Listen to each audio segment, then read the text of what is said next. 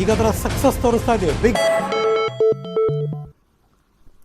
Welcome back. Basava ಕಲ್ಯಾಣದ ಪಿರ್ಪಾಷಾ ದರ್ಗಾ ಸುತ್ತ high alert.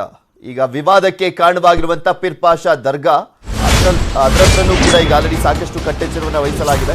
ಇದೇ ಮೂಲ ಅನುಭವ ಮಂಟಪ ಅನ್ನುವಂಥ ವಾದ ಈಗ ಆಲ್ರೆಡಿ ದೊಡ್ಡ ಮಟ್ಟದಲ್ಲಿ ಕೇಳಿ ಬರ್ತಾ ಇರುವಂಥದ್ದು. ಅದರ ಅಸಲಿ ಹೋರಾಟ ಇವತ್ತಿನಿಂದ ಶುರುವಾಗ್ತಾ ಇದೆ.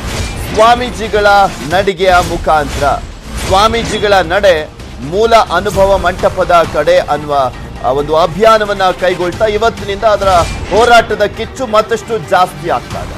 ದರ್ಗಾ ಸುತ್ತಮುತ್ತ ಭದ್ರತೆಯನ್ನ ಕೈಗೊಳ್ಳಲಾಗಿದೆ.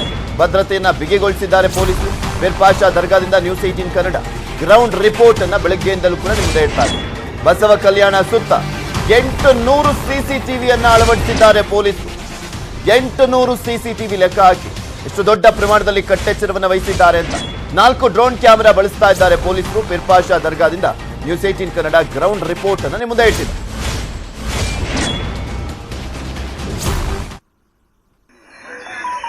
ಹೋರಾಟವನ್ನು ಮಾಡ್ತಾ ಇರುವಂತದ್ದು ಏನು ಮೂಲ ಅನುಭವ ಪಿರ್ಪಾಷಾ ದರ್ಗಾ ಇದೆ, ಇಲ್ಲೇ ಮೂಲ ಅನುಭವ ಮಂಟಪ ಇತ್ತು ಅನ್ನೋದು ಒಂದು ಸಾರ್ವಜನಿಕರ ಒಂದು ಮಾತಾಗಿರೋದು, ಮಠಾಧೀಶರ ಒಂದು ಹೇಳ್ತಕ್ಕಂಥದ್ದು. ಏನು ಮೂಲ ಅನುಭವ ಮಂಟಪ 12ನೇ ಶತಮಾನದಲ್ಲಿ ಬಸವಣ್ಣನವರು ಇಲ್ಲಿ ಎಲ್ಲ ಕಾಯಕಲ್ಪಗಳನ್ನು ಮಾಡ್ತಾ ಇದ್ರು. ಜನರಿಗೆ ಬಂದಂತ ಹೋದಂತ ಜನರಿಗೆ ಅವರಿಗೆ ಸಾಕಷ್ಟು ಒಂದು ಸಹಾಯವನ್ನು ಮಾಡ್ತಕ್ಕಂಥದ್ದು ಬಸವಣ್ಣನವರು.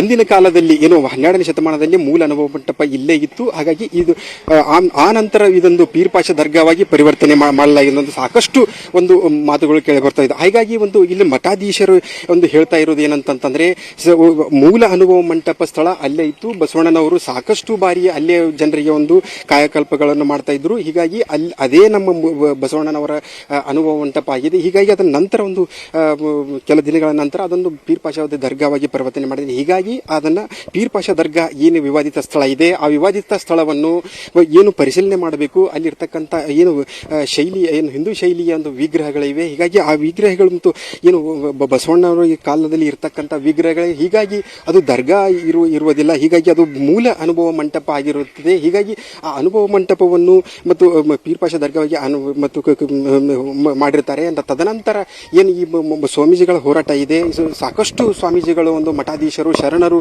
ಆಗಿರುವಂತ ಇವತ್ತು ಕೂಡಿ ಏನು ತೇರು ಮೈದಾನ, ಬೀದರ್ ನಗರದ ತೇರು ಮೈದಾನದಲ್ಲಿ ಒಂದು ಹೋರಾಟ ಮಾಡೋದಂತ. ಏನು ಹೋರಾಟಕ್ಕೆ ಏನು ಅಲ್ಲಿನ ದರ್ಗಾದ ಒಂದು ಪರಿಶೀಲನೆ ಮಾಡಬೇಕು. ಪರಿಶೀಲನೆ ಮಾಡಿ ಅದನ್ನು ಮುಖ್ಯಮಂತ್ರಿಗಳಿಗೆ ಒಂದು ನಿಯೋಜನೆ ಕರೆದುಕೊಂಡು ಹೋಗಿ ಮುಖ್ಯಮಂತ್ರಿಗಳು ಸಾಕಷ್ಟು ಒಂದು ಮನವಿ ಮಾಡತಕ್ಕಂಥದ್ದು ಸ್ವಾಮೀಜಿಗಳ ಆಗಿರ್ತದೆ. ಏನು ಇವತ್ತು ಏನು ಸ್ವಾಮೀಜಿಗಳ ಹೋರಾಟ ಮಾಡ್ತಾ ಇದ್ದಾರೆ. ಇವತ್ತು ಹೋರಾಟಕ್ಕೆ ಏನು ಸಾಕಷ್ಟು ಒಂದು ಉಚಿತ ನೀಡುವಂಥದ್ದು ಇರಬಹುದು ಅಂತ ಹೇಳ್ಬಹುದು. ಯಾಕಂತಂದ್ರೆ ಸ್ವಾಮೀಜಿಗಳ ಒಂದು ಏನು ನಡೆ ಇದೆ, ಈ ನಡೆಗೆ ಒಂದು ಸಾಕಷ್ಟು ಏನು ಇವತ್ತು ಹೋರಾಟ ಮಾಡ್ತಾ ಇದ್ದಾರೆ. ಏನು ಸಾಕಷ್ಟು 770ಕ್ಕೂ ಹೆಚ್ಚು ಒಂದು ಸ್ವಾಮೀಜಿಗಳ ಹೋರಾಟ ಮಾಡ್ತಾ ಇರುವಂತದ್ದು.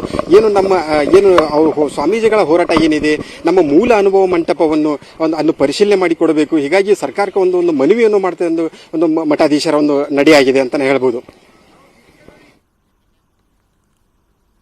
ಮತ್ತಷ್ಟು ಅಪ್ಡೇಟ್ಸ್ ಅನ್ನ ನಿಮ್ಮ ಮುಂದೆ ಇಡ್ತಾ ಹೋಗ್ತೀನಿ. ಆದ್ರೆ ಅದಕ್ಕೂ ಮುಂಚೆ ಒಂದು ಸ್ಮಾಲ್ ಬ್ರೇಕ್.